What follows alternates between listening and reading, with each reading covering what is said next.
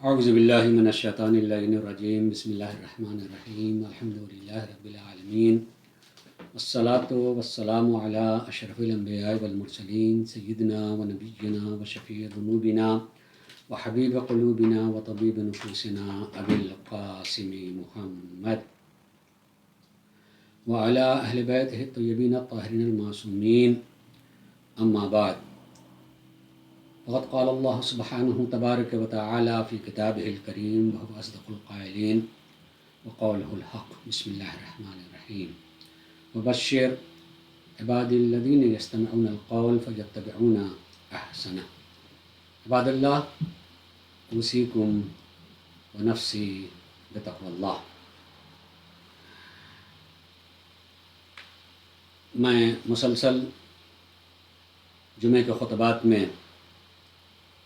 سرکار حضرت سید سجاد زین العابدین علیہ الصلاۃ والسلام کی دعاؤں کا مجموعہ صحیفہ سجادیہ سے دعاؤں کی توضیح و تفسیر آپ حضرات کے حوالے کرتا چلا آ رہا ہوں، اور ادھر صحیفہ سجادیہ میں موجود 28ویں دعا جو امام نے سرحدوں کی حفاظت کرنے والوں کے حق میں دعا تعلیم فرمائی ہے، اس کو میں پیش کرتا چلا آ رہا ہوں، اور آج اس دعا کا بالکل آخری حصہ۔ توجہ کیجئے گا، اب تک جو کچھ پیش کیا اس کی تلخیص اور آج کے حصے میں جو کچھ ہے وہ آپ کے حوالے کر رہا ہوں۔ جو اب تک بیان ہوا دعا کے ضمن میں وہ یہ کہ سرحدوں کی حفاظت کرنے والوں کے حق میں دعا۔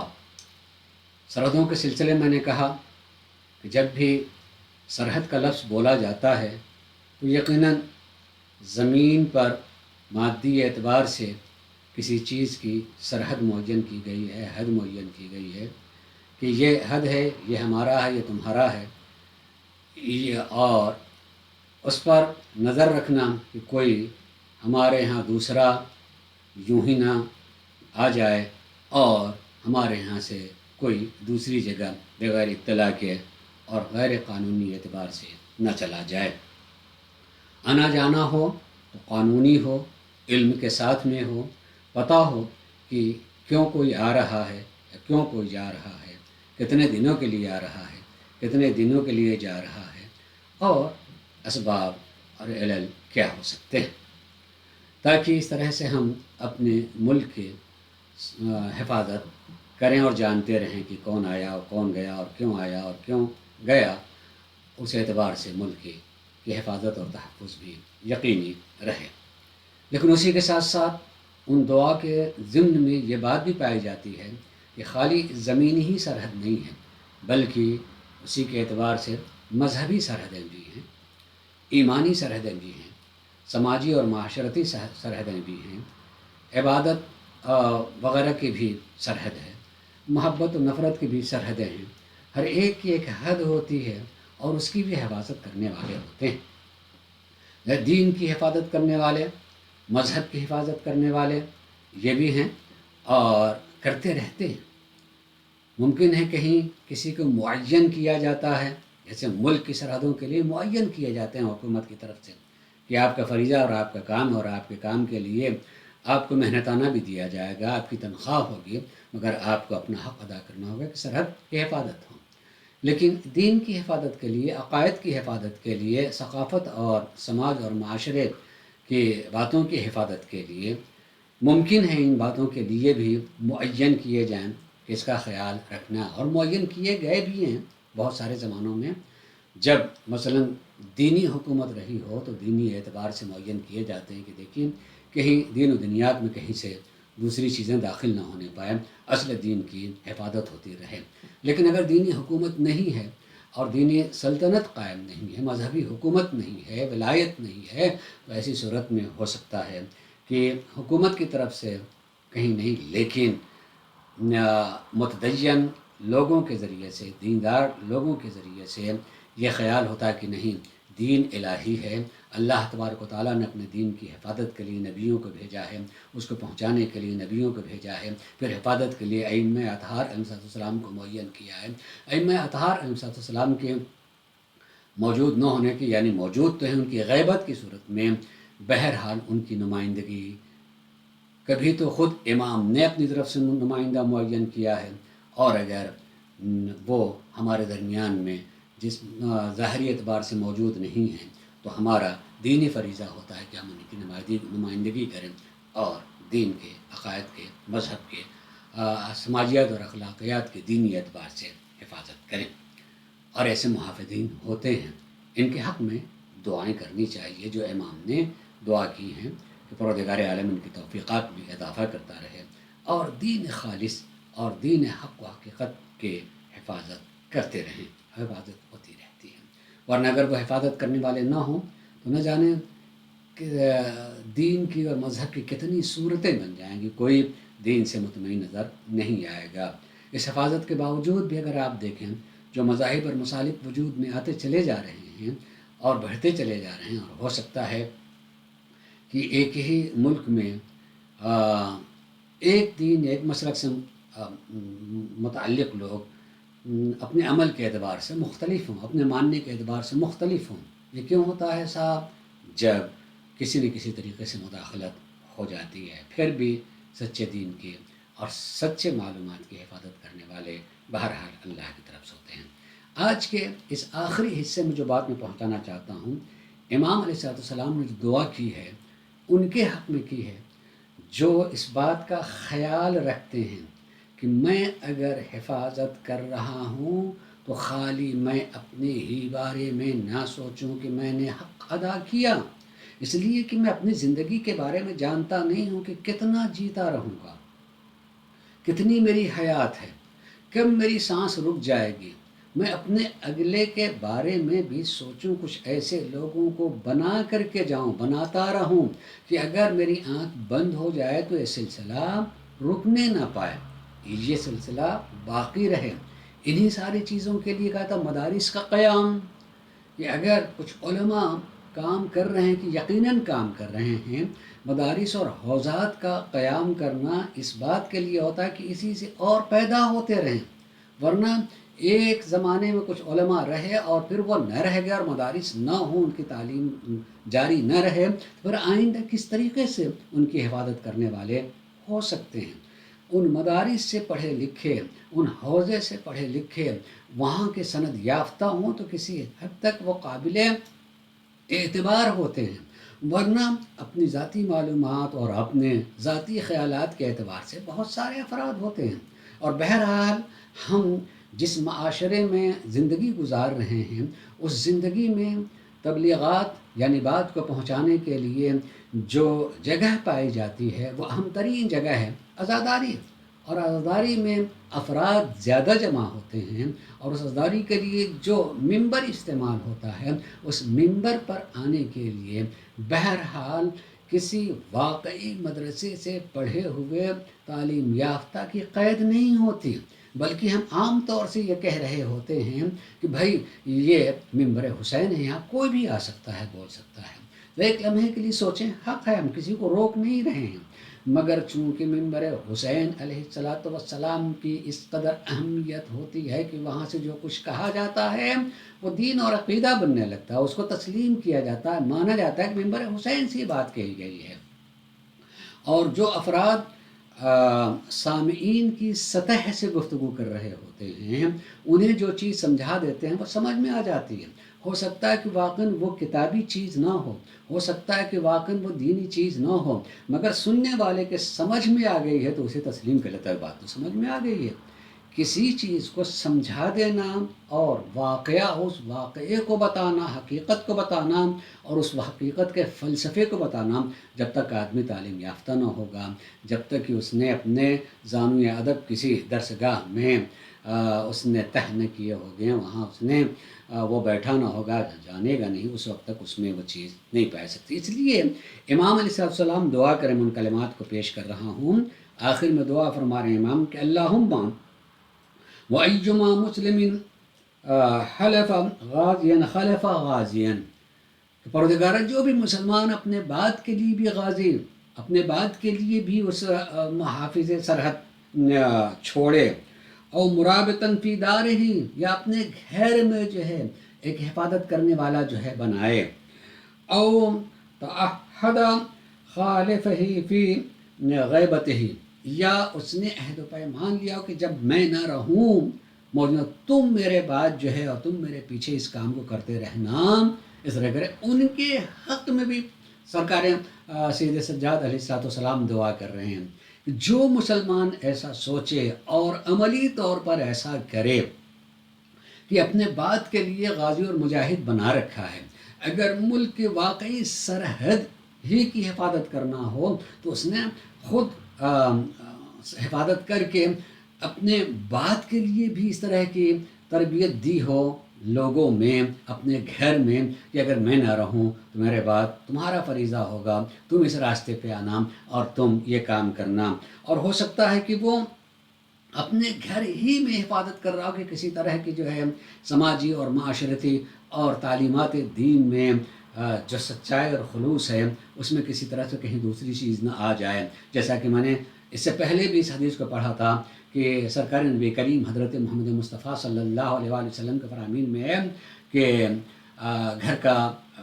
جو بڑا آدمی ہوتا ہے اس کی مثال نبی جیسی ہوتی ہے۔ نبی پوری قوم اور ملت کے لیے ہوتا ہے، لیکن گھر کا بڑا بزرگ جو ہوتا ہے وہ اپنے گھر کے لیے ہوتا ہے۔ جیسے نبی جو ہے پوری ملت میں سے جو برائیاں ہوتی ہیں دور کرنے کے لیے آتا ہے، اور جو اچھائیاں نہیں پہنچی ہوتی اس کو پہنچانے کے لیے آتا ہے، ایسے ہی گھر کے بزرگ کی ذمہ داری ہوتی ہے کہ وہ گھر میں جو کمیاں اور برائیاں پائی جاتی ہیں اس کو گھر سے باہر نکال پھینکے، اور جو اچھائیاں ابھی تک نہیں پہنچی ان اچھائیوں کو پہنچا دے، یہ ضروری ہوتا ہے۔ تو یہ بھی ایسا کرنے والا گویا اپنے گھر کی سرحد کی حفاظت کر رہا ہوتا ہے، وہ اپنے بات کے لیے بھی سوچے اور بنائے، اس کی تربیت کرے، اور اسی طریقے سے خالی یہی نہیں کہ نہ رہے بلکہ واقعاً کبھی کبھی گھر کے باہر جانا پڑتا ہے، 2 دن کے لیے، 4 دن کے، 10 دنوں کے لیے، مہینے کے لیے چلا جاتا ہے، تو اس کے عدم موجودگی میں کون ان چیزوں میں وہ اپنا کوئی ایسی تربیت کرتا ہے کہ میں نہ رہوں تو دیکھو ان چیزوں پر تمہیں نگاہ رکھنا چاہیے، خیال کرنا چاہیے۔ بہت سارے افراد کسی سے متاثر ہوتے ہیں اور ان سے فائدہ اٹھاتے رہتے ہیں، اس لیے ان سے تو اگر وہ نہ ہوں تو دروازے پہ آئے تو مایوس نہ جائے، اپنے گھر میں ایسے افراد کو بنائے کہ میں نہ رہوں تو یہ کام تمہارا ہے۔ ایسے کے حق میں بھی امام نے تعلیم دعا تعلیم فرمائی ہے، اور اس کے بعد فرمایا کہ امدہم بے عناد شہدہ علی جہاد، اس کو آمادہ کیا، اس کو سجا رکھا ہے کہ اگر اس طرح کا موقع آئے تو وہ بالکل آمادہ ہے، تیار ہے، اور وہ آراستہ ہے ایسے اسلحوں سے کہ واقعاً اگر ملک کی واقعی سرحد ہے تو اس کے جو اسلحے کی ضرورت وہ اسلحے موجود ہیں، اور اگر اخلاقی، دینی، سماجی، معاشرتی، ایمانی سرحد ہے تو وہ علم کے اسلحے سے آراستہ ہو کہ وہ دفاع کر سکتا ہے۔ اور اسی طریقے سے اتبعہ فی وجہ دعوتاً، اور جو اس نے دعوت دی ہے، یعنی جس چیز کے لیے اس نے اپنا قدم اٹھایا ہے، وہ ایسے شخص بنائے جو اس کی اتباع کرے، اس کی پیروی کرے کہ اگر نہ رہے تو ہم اس کی جگہ پر ہیں اور اس کی دعوت کو، اس کے پیغام کو، اس کے چیزوں کو ہم پہنچاتے رہیں گے، حفاظت کرتے رہیں، مثلاً بے مثلاً، اسی طریقے سے نہیں دعوتاً راعیاً لہو من برائہ حرمتاً، اور اور رعایت کرے کہ اگر وہ نہ رہے گا تو بالکل ویسے ہی اور اسی طرح سے جیسے وہ کرتا رہا ہے اسی طریقے سے انجام دیتا رہا۔ یقین جانیے بے انتہا خوشی ہوتی ہے اگر کوئی باپ کسی چیز کو کر رہا ہے، اگر وہ نہ ہو اور آنے کے بعد پتہ چلے کہ میرے فلاں فرزند نے، بڑے نے یا چھوٹے نے، جس کو میں نے تربیت کی تھی یا اس نے مجھے دیکھ کر کے خود تربیت پا لی ہے، وہ اسی طریقے سے انجام دیتا رہا، بے انتہا خوشی ہوتی ہے، بلکہ وہ مطمئن ہوتا، اسے سکون حاصل ہوتا ہے کہ اگر میں نہیں رہوں گا تو میرا یہ کام جو ہے باقی رہے گا، انشاءاللہ میرا گھر بھی بنتا رہے گا اور ان گھر والوں کے ذریعے سے دوسروں تک بھی فائدہ پہنچتا رہے گا۔ فَأَجِرْ لَهُمْ مثل اجرہ وزناً بوزن، اور دعا کر رہے ہیں پروردگارہ کہ جس نے ایسا کیا کہ اپنے بعد کے لیے بھی تیار کیا ہے، تو پروردگارہ جس بعد والے کو تیار کیا اسے بھی وہی اجر عنایت فرما جو پہلے نے کیا تھا، اسی وزن کے ساتھ اتنی ہی برابر جتنا اس نے کیا ہے، اسی طریقے سے اس کو وعوضہم من فعلہ عوضا حاضرا، اور اس کو اس کا بدلہ عنایت فرما، فوری بدلہ۔ پروردگار کچھ بدلے ایسے ہوتے جس کے آدمی خیال کرے اور ایمان رکھے کہ نہیں پروردگار عالم آخرت میں عطا فرمائے گا، اور یقیناً وہ دے گا اپنے اچھے بندوں کو، پروردگار عالم آخرت میں عنایت فرمائے گا۔ لیکن اس میں دعا کی پروردگار فوری اجر عنایت فرما۔ فوری اجر ہو سکتا ہے کہ مادی شکل میں بھی ہو، اور رستہ اس کے خوشی کے شکل میں ہو اور اس کے سکون کی شکل میں ہو، جس سے پتہ لگے پروردگار عالم جو ہے کس طریقے سے برکت عنایت فرماتا ہے اور کیسے سکون عنایت فرماتا ہے۔ آرام ایک الگ چیز ہوتی ہے، سکون ایک الگ چیز ہے۔ سکون روح کے اطمینان کا نام ہوتا ہے، اور آرام جسم کے اطمینان کا نام ہوتا ہے۔ وَسُرُورَ مَا أَتَى بِهِ إِلَىٰ أَن يَنْتَهِي بِهِ الْوَقْتُ إِلَىٰ مَا أَجْرَيْتَ لَهُ مِنْ فَضْلِكَ۔ اس طریقے سے حضرت فرمائے پروردگارہ اس کو خوشی حاصل ہو، سرور خوشی حاصل ہو کہ میں نے، اللہ نے مجھے توفیق عنایت حاصل کی اور میں نے اس کو انجام دیا، اور اس انجام کا بدلہ بھی دکھائی دے رہا ہے کہ اللہ تبارک و تعالیٰ نے برکت یا سکون کی شکل میں ہمیں عنایت فرمایا ہے۔ جو اصل کو اپنے فضل و کرم سے عنایت فرمایا ہے، اس کے بعد والے کو جو اس نے اپنے بعد کے لیے معین کیا اسے بھی ایسی اجر عنایت فرمایا۔ وَعَدَدْتَ لَهُ مِنْ كَرَامَتِكَ، اور پروردگارہ وہ عزت اور احترام بھی اس کے لیے اسی دنیا میں عطا فرمائے جو تو نے ان کے لیے معین کر کیا ہے پروردگارہ۔ اللہم وَأَيُّمَا مُسْلِمٍ أَهَمَّهُ أمر الإسلام وَحَزَنَهُ تحزب أهل الشرك عليهم فنوى غضبا أو هم بجهاده فقعد به ضعف أو ابتعت به فاقة أو أخره عنه حادث أو أراد له دون إرادته مانع فاكتب اسمه في العابدين۔ اور پروردگارہ اگر کوئی شخص جو ہے یہ کام تو کر رہا تھا مگر اس کام کی وجہ اس کام کے راستے میں اس میں کوئی کمزوری آ گئی، نہیں کر پایا، یا پروردگارہ کوئی رکاوٹ آ گئی نہیں کر پایا، یا یہ کہ اس کے مقابلے میں کوئی دوسرے نے سختی کی نہیں کر پایا، پروردگارہ پھر بھی اس کی محنت کے نتیجے میں تو اس کا اجر عنایت فرمائے گا۔ اور یقیناً پروردگار عالم نیت کو جانتا ہے، جس نے جس نیت سے کیا اس نیت کو جان کر کے اس کو عطا کرتا ہے۔ تو گویا ہمیں خالی حفاظت کر ہی نہیں ہے بلکہ اس حفاظت کے لیے اپنے بعد کا بھی خیال کرنا ہے کہ اگر میں نہ رہوں تو بعد میں اس کا سلسلہ جاری رہنا چاہیے۔ گھر سے بھی تیار کرے، معاشرے اور محلے سے بھی تیار کرے، مدرسے اور حوزے میں بھی تیار کرے تاکہ یہ کام جاری رہے۔ پروردگار عالم ہم سب کو دعا کرنے کی توفیق اور دعا کے عملی نتیجے بھی عطا فرمائے پروردگار عالم بحق محمد علیہ محمد۔ وآخر دعوانا ان الحمد للہ رب العالمین۔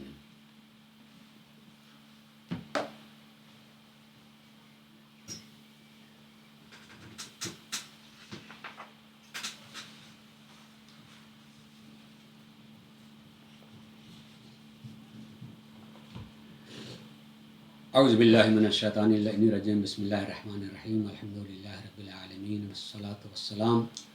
علی سید الانبیاء ابی القاسم محمد، ثم الصلاة والسلام علی سید الاوصیاء علی بن ابی طالب، ثم الصلاة والسلام علی سیدۃ نساء العالمین فاطمۃ الزہراء، ثم الصلاة والسلام علی حسن بن علی المجتبی، ثم الصلاة والسلام علی حسین بن علی الشہید بکربلا، ثم الصلاة والسلام علی علی بن الحسین زین العابدین، ثم الصلاة والسلام علی محمد بن علی باقر علم النبیین، ثم الصلاة والسلام علی جعفر بن محمد الصادق الامین، ثم الصلاة والسلام علی موسیٰ بن جعفر الکاظم، ثم الصلاة والسلام علی علی بن موسیٰ الرضا، ثم الصلاة والسلام علی محمد بن علی التقی الجواد، ثم الصلاة والسلام على علي بن محمد النقي الهادي ثم الصلاة والسلام على حسن بن علي الزكي العسكري ثم الصلاة والسلام على حجة ابن الحسن العسكري صلوات الله وسلامه عليهم. أما بعد، فقد قال الله سبحانه تبارك وتعالى في كتابه الكريم وهو أصدق القائلين وقوله الحق. بسم الله الرحمن الرحيم. الف لام میم حسب الناس ان يتركوا ان يقولوا آمنا وهم لا يفتنون. عباد اللہ اوصیکم ونفسی بتقوی اللہ. دوسرا خطبہ میرا معمولاً مختصر ہوتا ہے اور اکثر و بیشتر حالات سے جو ہم سے قریب سے گزر رہے ہیں اس سے مربوط ہوتا ہے، چاہے وہ اسلامی ہو یا واقعاً ہمارا سماجی اور معاشرتی ہو. میں آج پھر ایک مرتبہ کہنا چاہوں گا، سماجی اعتبار سے حالات بالکل آپ کے سامنے ہیں کہ دیکھیے میں آپ کے درمیان میں خطبہ دے رہا ہوں مگر آن لائن آپ خطبے کو سن رہے ہیں. آپ مسجد کے کھل جانے کے باوجود مسجد میں نہیں آ پا رہے ہیں، مسجد ہماری بند ہو چکی ہے. یقیناً ہم ایک وبا ایک بلا سے دو چار ہیں، لیکن کھل جانے کے بعد پھر ایسا ہوا. آپ شاید ان وجوہات سے بہت حد تک واقف ہیں. میرا کہنا صرف اتنا ہی ہے کہ دعا ہے اور انشاءاللہ یقین بھی ہے کہ بہت جلدی پھر ہمارا یہ ادارہ کھل جائے گا، پھر ہماری مسجد کھل جائے گی، پھر ہمارا عزاخانہ کھل جائے گا، پھر مومنین سے جگہ مستعان. لیکن ہمارا بھی فریضہ ہوتا ہے اور کہ ہم خیال رکھیں کہ وہ وجوہات، وہ چیزیں جن کی وجہ سے دوبارہ ادارہ بند ہوا، دوبارہ ہمارا مشن بند ہو گیا، دوبارہ ہمارے آنے کی توفیقات ہم سے چھن گئی ہے، کیوں ایسا ہوا ہے؟ شاید ہم جتنی احتیاط کرنی چاہیے تھی ہم اتنے احتیاط نہیں کر رہے ہیں. یعنی ہم جب آ رہے ہیں دیکھنا کہ ذمہ داری ہماری اخلاقی کیا ہے، اخلاقی ہونے کے ساتھ قوانین ملک کے کیا ہیں، ان سب ساری چیزوں کو پابندیاں کرنی چاہیے. یقیناً جی چاہتا ہے کہ مومنین آئے ہیں ایک دوسرے سے ہم ملیں، گلے ملیں، لیکن اگر ایسا اصول نہیں ہے، منع کیا گیا ہے اور وبا سے بچنے ہی کے لیے کیا گیا ہے، تو خدا کے لیے صدقے میں ہمیں ائمہ اطہار علیہ السلام کا خیال کیجیے، محفوظ رہیے،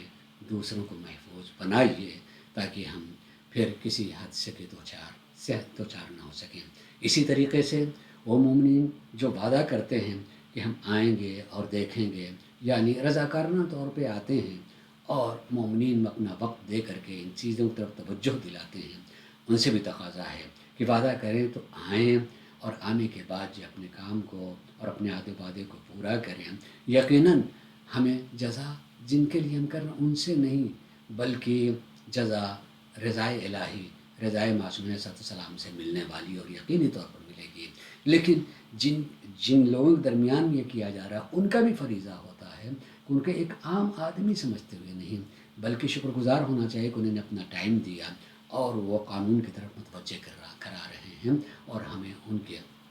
ہدایتوں پر عمل کرنا چاہیے تاکہ پھر کسی اور دوسرے حادثے سے دو چار نہ ہو سکیں. انشاءاللہ امید کرتا ہوں کہ سارے مومنین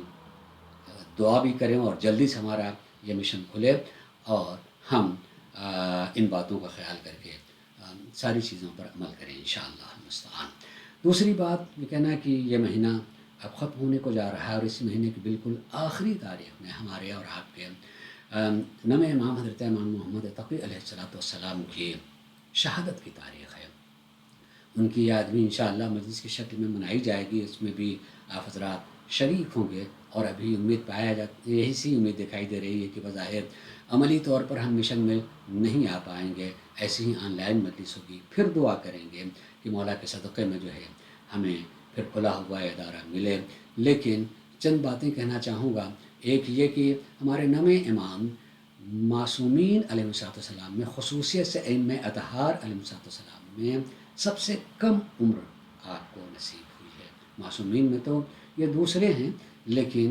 ائمہ علیہ السلام میں یہ ہمارے نم امام وہ امام ہیں جن کو سب سے کم عمر ملی ہے، یعنی صرف 25 سال. اس 25 سال کو سوچ کر کے آپ کو یہ بھی دیکھنا چاہیے کہ آپ کو گویا کہ بہت کم عمر میں ظاہری امامت بھی ملی ہوگی۔ اس ظاہری امامت کے ملنے میں جب بچپنا ہے تو کیا لوگوں نے ان کو پہچانا جیسے پہچاننا چاہیے، یا یہ کہ مسائل پیدا ہوئے؟ یہ ایک رخ ہے بات کرنے کا، یقیناً مسائل پیدا ہوئے ہیں۔ ہمیں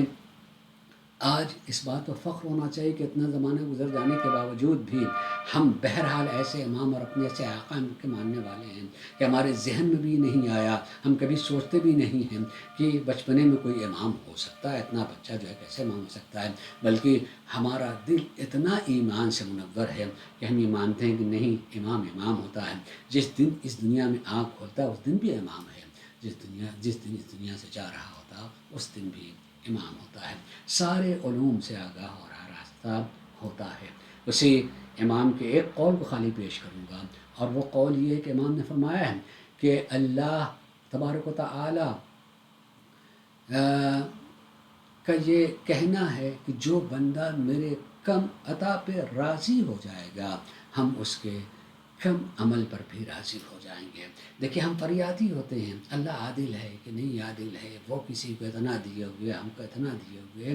یقین کیجئے امام کے قول اتنا مطمئن کرتا ہے۔ امام فرماتے ہیں کہ اللہ نے جس کو کم دیا ہے اور اس کے کم عطا پر جو راضی ہو جائے، پروردگار عالم قیامت کے دن اس کے کم اعمال پر بھی راضی ہو جائے گا۔ یعنی اللہ جس کو جتنا زیادہ دیتا ہے، قیامت کے دن اس کا حساب بھی اتنا ہی زیادہ ہوگا کہ تمہارے پاس کیا کمی تھی، میں نے تم کو کیا نہیں دیا تھا، تمہارے اعمال میں کیا کمی رہ گئی۔ لیکن جو بندہ کم پا کر کے اس پر راضی ہو گیا، اللہ اس کے حساب کتاب میں بھی آسانیاں کرے گا۔ یہ میرا بندہ کم پا کر کے راضی رہا تو اس کے اعمال بھی کم رہے تو کم عطا کرنے والا کم عمل پر بھی راضی ہو جائے گا۔ اللہ تبارک و تعالی ہم سب کے ایمان میں اضافہ فرمائے اور معصومین علیہ السلام کے اقوال پر عمل کرنے، اس کا سمجھ کر کے عمل کرنے کی توفیق عنایت فرمائے۔ وآخر دعوانا ان الحمد للہ رب